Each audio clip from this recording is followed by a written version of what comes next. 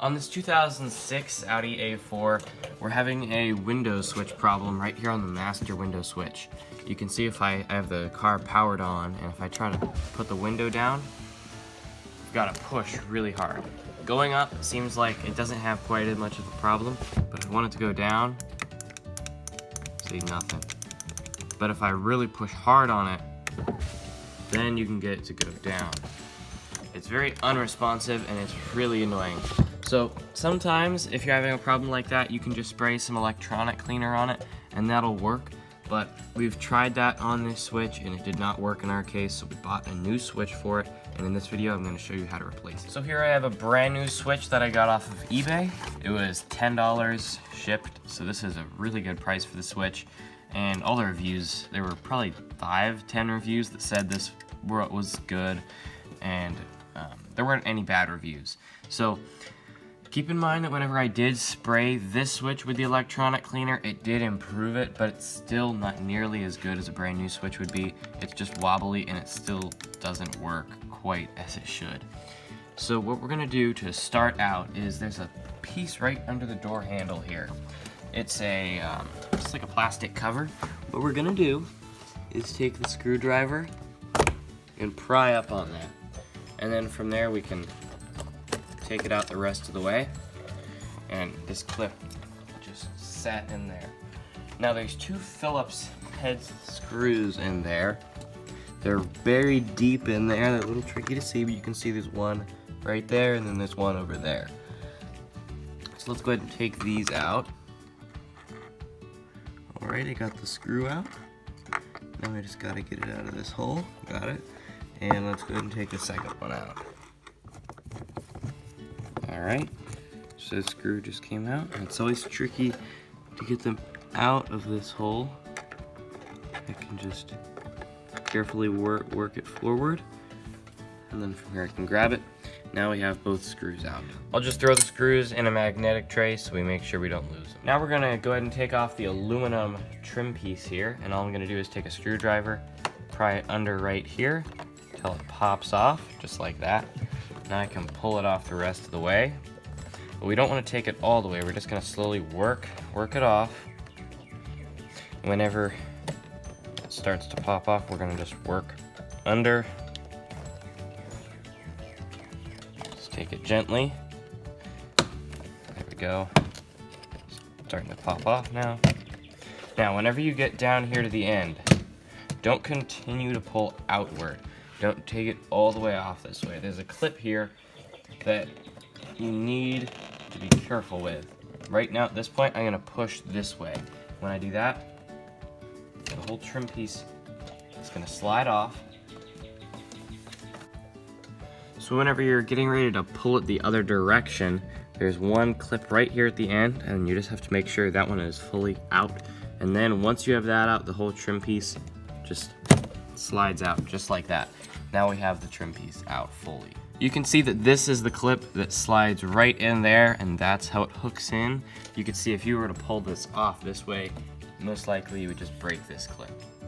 Now I'm going to go ahead and remove their screws. There's a Phillips screw right here, here, here, and here. Let's go ahead and remove all of those.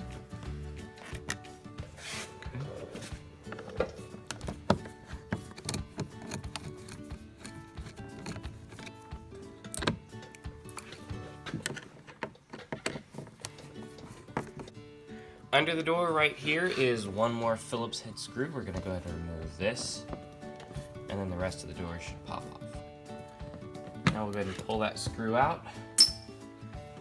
So it's definitely a trick to get this door panel off. I've been playing with it for a little while, and I found there's like a clip right under here. So we have all the screws out. I just need to kind of pry it under here, go a little bit right here, and then pull, and then you'll undo that clip. And then same thing over here. You just heard it snap there. And then we're just gonna kind of work around the door carefully, trying to undo those clips. So I just popped off a clip around here, and then I was able to pull right here, and you can see the door is finally getting loose. It's definitely being a big challenge to get this door panel off here, but now it's starting to come off Just prying around here. There we go. Now we got those clips off. Now all you need to do on the door is just lift it up.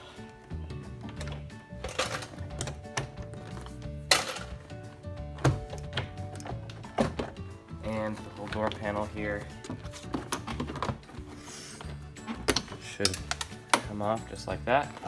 Now there's still a few wires and stuff connected. What we need to do, this is the door handle latch. Pry that off, and then you can unhook it from there. And then we got some wires here.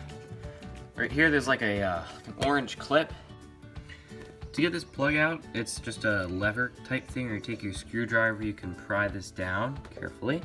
And what this will do is loosen up on that plug. And it's tricky to get it out, but whenever you pull down on that lever, just like this, now that's plugged, pulls right out. There we go. Now our door is free. This wire right here, this goes to the speaker. These two clips just push inward and then pull up on this clip, just like that. Whenever you're trying to pull this door out, it was definitely tricky, and these are the points that are actually lodging into the door up here. Each one of these has this corresponding hole that it goes into, and this is actually what you're trying to pop out. Now, these screws right here is what's holding that armrest on. These are not Phillips, these are actually T20 Torx, so we can go ahead and start removing these.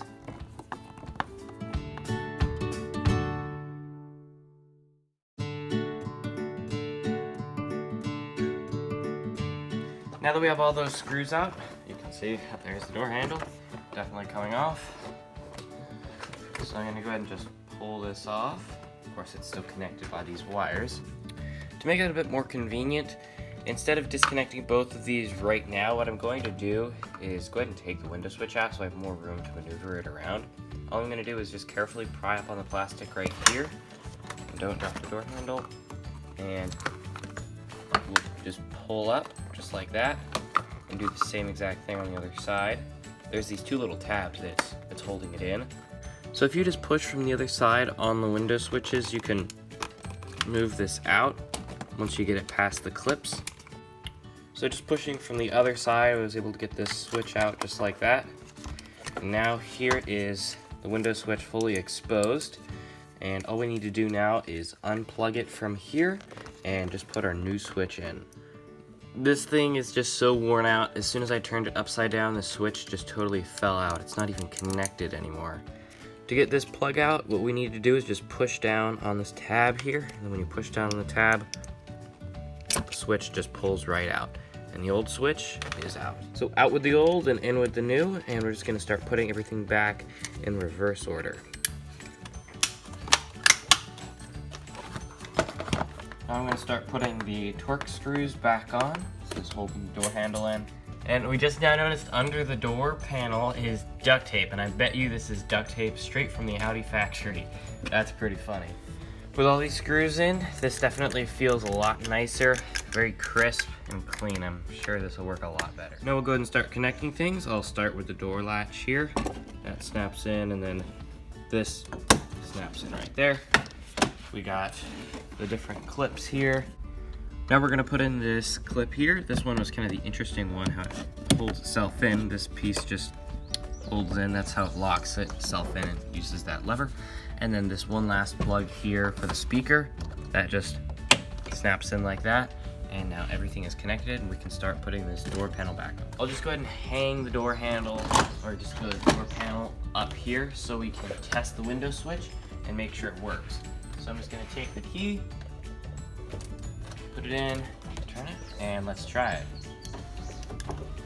And look at that. That works perfect. Flawlessly. It is way better than what it did before. All the lights work, you can tell on this. The lights are lighting up here and here, and this is gonna be cool. This switch here was broken on the other one, it didn't work, so the rear windows were stuck where they could not work. now we're actually going to be able to use the rear windows, which is going to be nice. So this is definitely nice. Make sure all the windows work.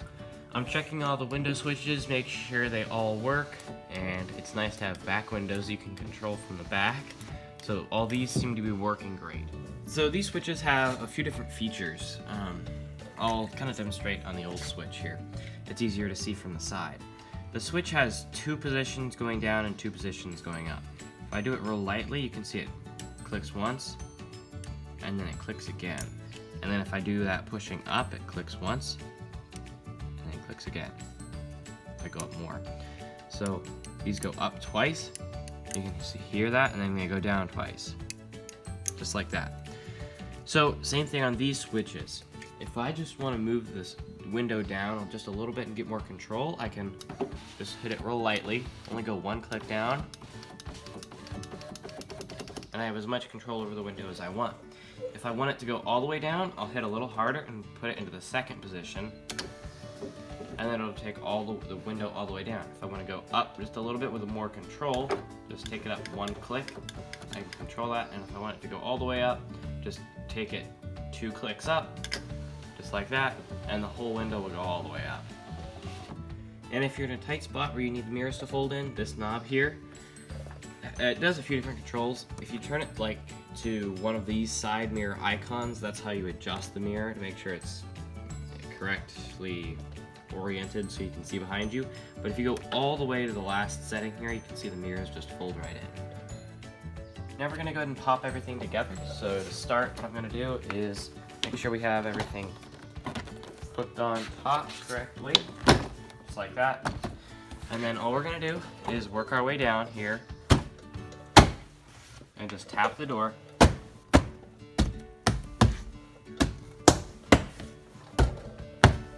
Just like that. Now we have all those snaps in, and we can go ahead and start putting these screws in.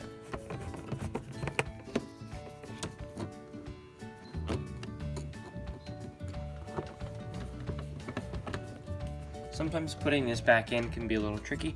What we're going to do is just line the top up first, put that piece in first, just like that. And then on this clip right here, we're just going to take a screwdriver, push down on it, and then push down simultaneously into the thing. Just like that. And now that's all together. And the last piece we need to put on is the trim piece. And this just goes on the same way. We took it off, reverse order. We put the back end on first, and then we're going to slowly put these into their corresponding clips, just like that, and then just kind of tap it in place. So for about $10 and probably about 45 minutes, an hour work, I mean, these work great. We don't have to fight with the switches anymore. I mean, this works flawlessly, and I'd say that was absolutely worth it. So I hope you guys found this video useful. If you did, don't forget to like and subscribe, and we'll see you next time.